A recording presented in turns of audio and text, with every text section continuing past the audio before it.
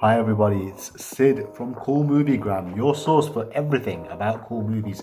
Again, be sure to hit that subscribe button, the like button, and drop your comments as well, as that would actually help with pushing my videos into the algorithm and get more people to actually see these videos that I put up. Anyways, we're on to the second video. This is for my top 50 action movies. Covering numbers 45 to 41. And again, this was a list that I had actually put together of just 50 films from one of my favorite genres of all time, which is action movies. I mean, being a kid that kind of like born in the 80s, grew up in the 90s kind of thing. I mean, I've always kind of like had a really kind of a big fascination on, of action movies, how I was fascinated by them, and it's one of my favorite genres of all time now. So without further ado, let's get started.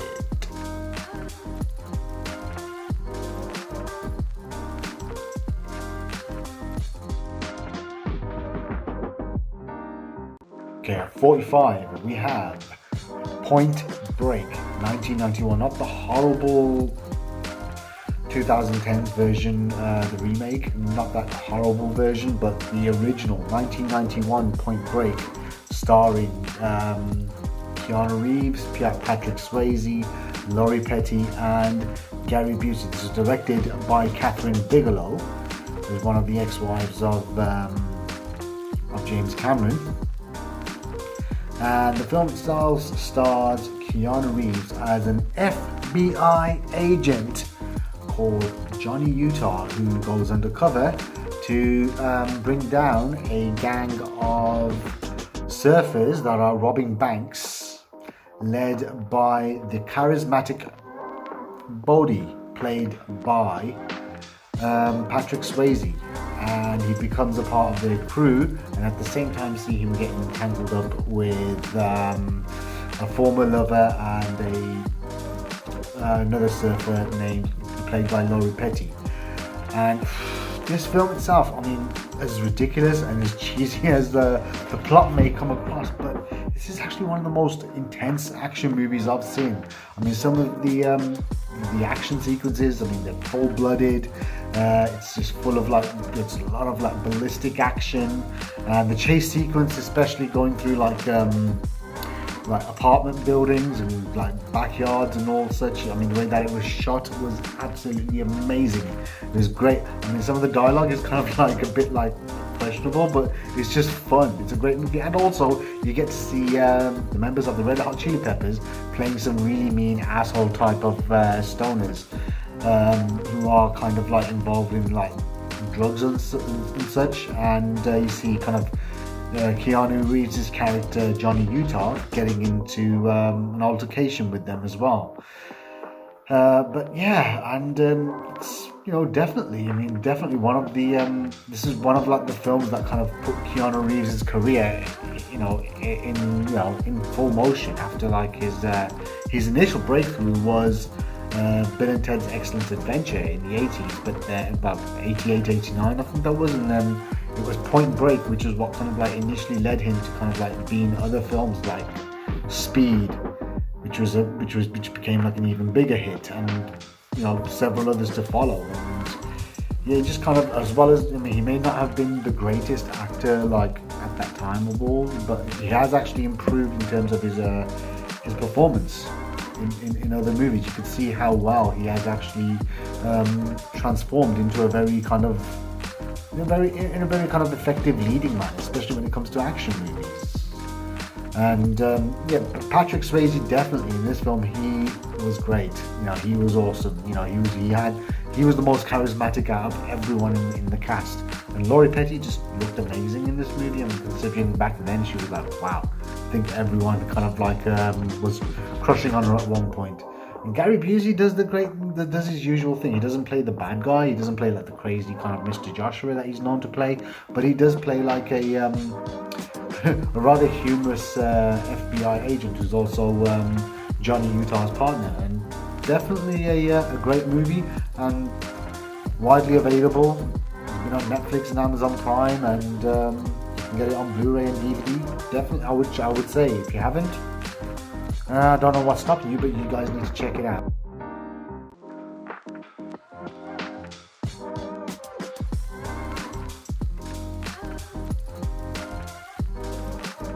Number 44 is Tango Cash, directed by, well, mostly by Andrei Konchalovsky, from 1989, a US movie starring Sylvester Stallone, Kurt Russell, Jack Palance, and Terry Hatcher. Yeah, this was a, on paper, this is just another cash-in on the success of 1987's Lethal Weapon, which starred Mel Gibson and Danny Glover as two mismatched cops, and this one was kind of like a buddy cop comedy. It was actually the last movie of the 80s. It came out on the 31st of December 1989, so it was one of like the last movies of the 80s, and of like an era of like just loads of slap bang crazy action movies that were coming out in Hollywood at that time. And the movie itself stars Stallone as Ray Tango. Can't believe they used the name Tango. Ray Tango as is a really kind of successful, very smart, sophisticated police officer who's kind of like known as the #1 cop in the city with the amount of like success and raids and just crime solved by him. And Kurt Russell is Gabriel Cash, who's like the #2 cop, who's also kind of like a part of like the LAPD's like Vice Squad, dealing with more gritty crimes and such, and on a more street level. And both of these end up kind of like, both of these cops, they clash, and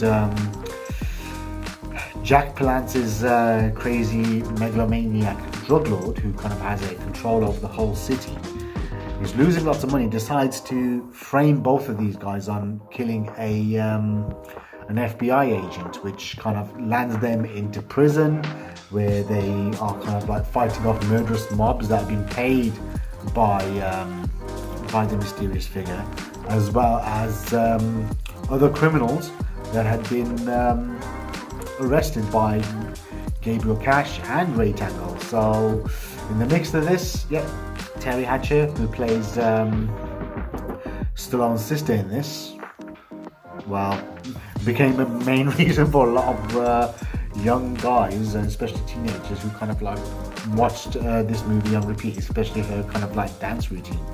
And but yeah, this film had some really cool action sequences. I mean, the opening sequence was pretty much a kind of like a frame by frame kind of copy of a sequence from Jackie Chan's 1985 Police Story, where you see Sylvester Stallone's character kind of like just skid and park his car in the middle of the highway to stop a truck, and instead of a bus, of course, and he just pulls out a gun, reloads it, and just starts to taking shots. They changed it slightly, but you could clearly see that there was inspiration from Jackie Chan's seminal action classic. One of the things that made this work was the chemistry between Stallone and Russell. I mean, the action sequences were great. I mean, there was a lot of kind of like R-rated type of action, which apparently had to be toned down a lot because it was pretty violent. And this film is full of like the hallmarks of an 80s action movie, which is loads of violence, hot girls, nudity, but the kind of like the interplay between the two characters and just the sarcastic comments that they had. You could tell that these characters these actors were having a lot of fun during the shoot of this film, as much as problematic as it was, considering it went over budget. But overall, it was fun, even though being a Lethal Weapon cash-in, it's a hell of a lot of fun. It was definitely, I mean, it's just one of those films you don't have to take serious. You could just kind of like just watch it just for the fun, just for you are bound to be entertained.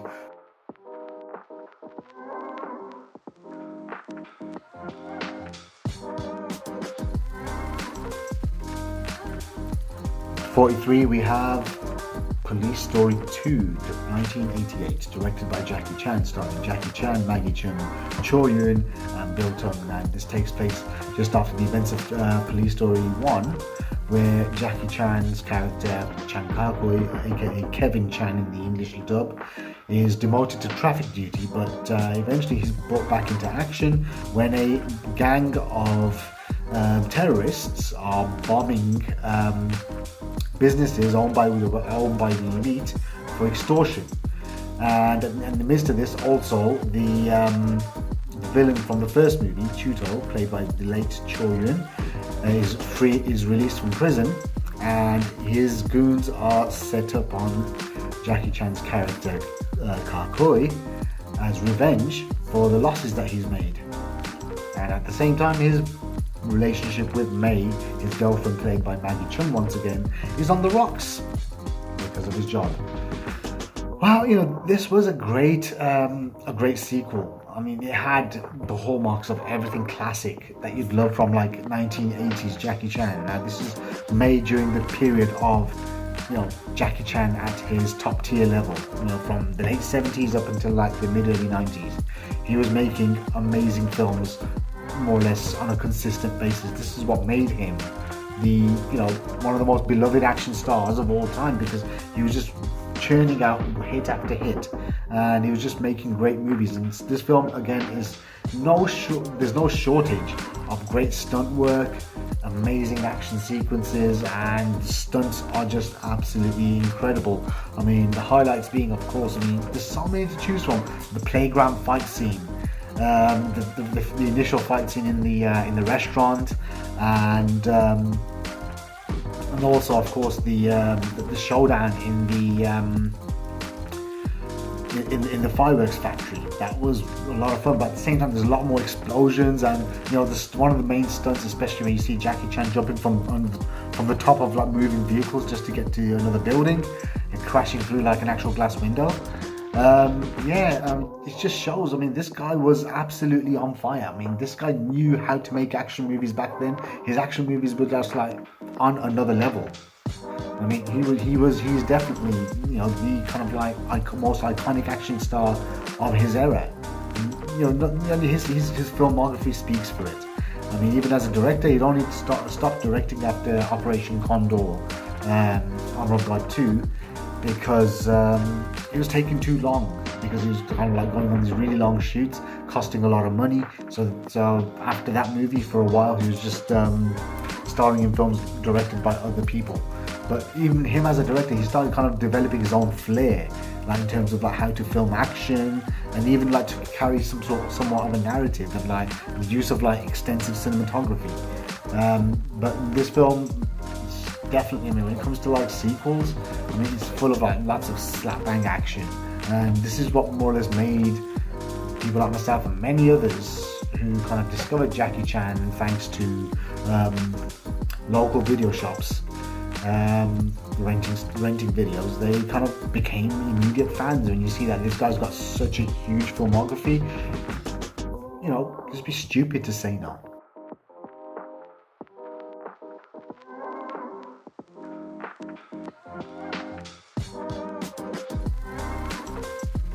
Number 42 is a much more recent entry, which is from 2005, Man on Fire, directed by Tony Scott. Stars Denzel Washington, Dakota Fanning, Christopher Walken, Mickey Rourke, and several others. A very kind of intense, kind of very kind of hard-hitting movie. Granted, there isn't much action in it. It stars Denzel Washington as a man named Creasy, who's kind of alcoholic. He's got like a background in the military, and he comes to Mexico, where his friend, played by Christopher Walken, kind of suggests that he get a job as a bodyguard for a wealthy family, and he ends up kind of looking after the daughter of a wealthy young businessman played by Mark Anthony. And yeah, the little girl played by Dakota Fanning kind of initially warms up to him, so she kind of like makes up. They have like this kind of strange kind of friendship bond, which is like a very kind of daddy and daughter kind of thing, like father and daughter kind of thing. He kind of feels really protective towards her, but then when she gets kidnapped and is supposedly left for dead, Denzel Washington, who's kind of like injured throughout the whole movie, makes it his ultimate mission to get revenge. Now, there wasn't really much action in this movie, but just had this kind of intensity towards it. Maybe that's one of the things that made this movie so great. I mean, being that Denzel Washington is hands down one of the greatest actors of all time. I mean, his resume, his filmography is just proof of like, he is great. Even if he's in something that's very mediocre, his performance is always going to be good. That's how good of an actor I believe that Denzel Washington is. And yeah, he's supported by a great cast, including Rachel Ticotin, and even Christopher Walken was really good in this as well. And Mickey Rourke has a small role as like Mark Antony's lawyer, but yeah, but it was more kind of like centered around like Dakota Fanning's incredible turn and Denzel Washington's kind of incredible turn. Both of them, you kind of had this kind of camaraderie. They had this kind of like, they cared about one another. It felt really real. I mean, you could see how like he's a very broken man, but then he finds hope in this relationship as someone who's like almost like a surrogate daughter to him. And when things go bad, you kind of see him that he's leaving everything, laying it down on the line, and he's gonna go for it. And that's what kind of made this kind of movie stand out to me. It had a great story. I mean, it's quite a kind of emotional story at the same time, but some of the scenes were really kind of gritty and brutal. I mean, the fact that it's one of the guys just being strapped to a car with a bomb and bomb in where, and him kind of cutting off fingers off a guy, just shows that Denzel's character is just an absolute beast in this film. He doesn't care if he's even if he's dying, he's just gonna go and stop these guys, even if it means stopping them with his last breath. Definitely. I mean, yeah, again, another widely available film. You can get it anywhere.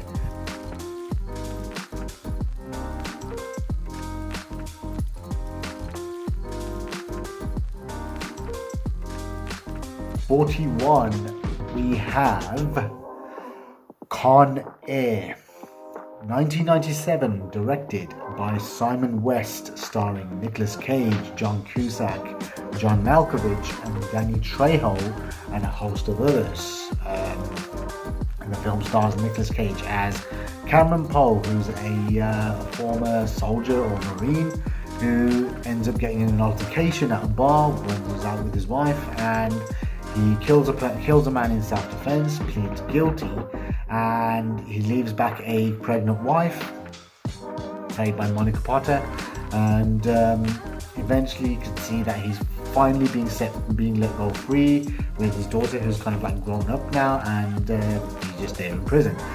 But being that his family is quite far out, he needs to actually board a plane, which is from a kind of like a government initiative called Con Air, aka Convict Airline, where it kind of transports all these criminals, and many upon them, including John Malkovich, Danny Trejo, Dave Chappelle, Ving Rhames, amongst others. John Malkovich playing the ringleader of them, Cyrus the Virus, who takes over and decides to take the plane hostage so that they can all head off to Mexico. And in the midst of this, you see how Nicolas Cage's character is literally trying to kind of save his best friend who's diabetic, and also at the same time trying to kind of like navigate this whole system so he can actually get home. And you see them kind of hopping from one place to the other, ending up in Las Vegas, just full of amazing action. And it's just this film is just one of those. It's at the time where Nicolas Cage is kind of like possibly had become the next big action star if he had carried on, because this is a time where both Sylvester Stallone, Arnold Schwarzenegger, even Van Damme, their box office was kind of like losing its kind of like its might, and their films weren't really doing as well as before. I mean, because from the 80s up until like the early mid 90s, I mean, they were the biggest stars in Hollywood.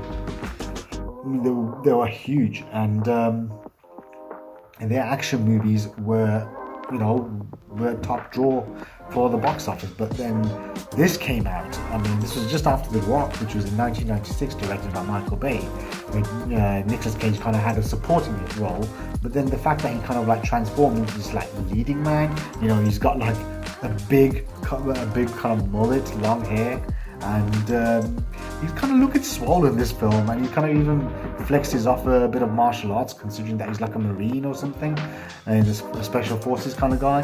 And yeah, it's just great. And John Malkovich kind of just plays for kicks, considering he's such a very talented, acclaimed actor.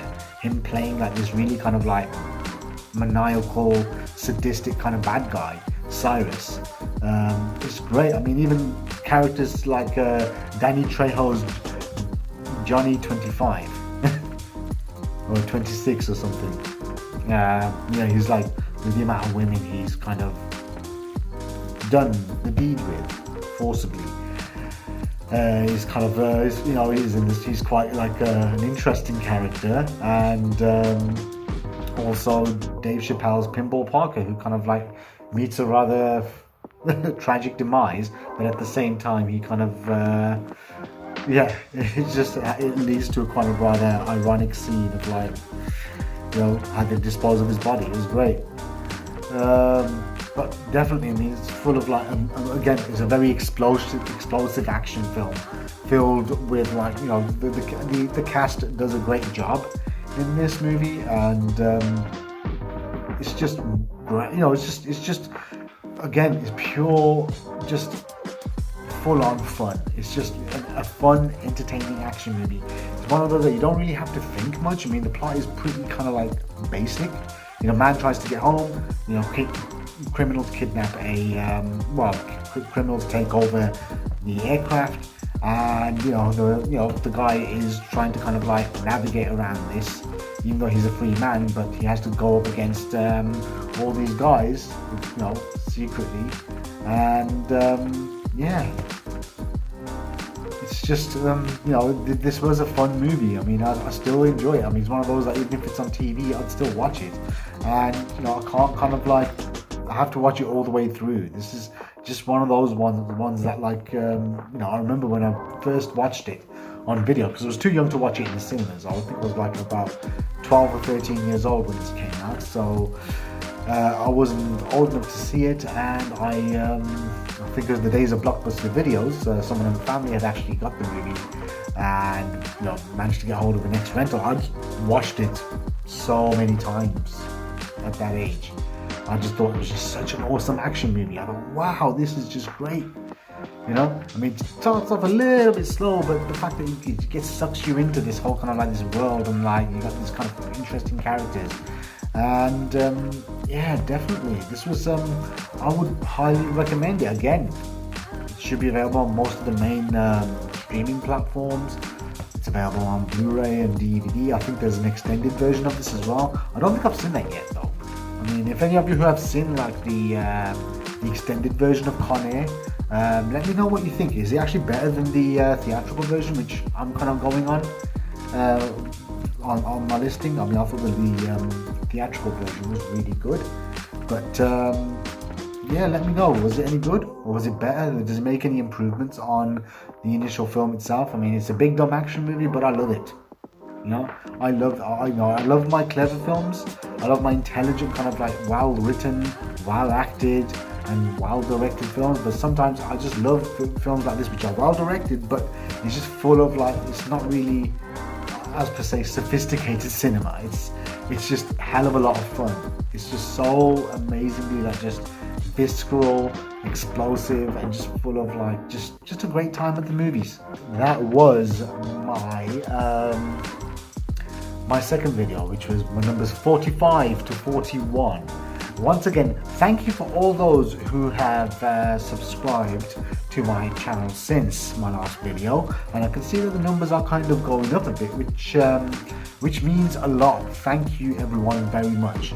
Now, what do you think of the list of the films so far, and do you have any predictions on to what movies are going to come next in my next video? And what do you think, do you think, where do you think I should have actually put some of the titles? Do they belong higher, or do they belong lower in my listings as of yet? And yeah, I mean, if there's any other listings, what are your standout action movies? I mean, it doesn't have to be 50. Just tell me, what are your favorite action movies?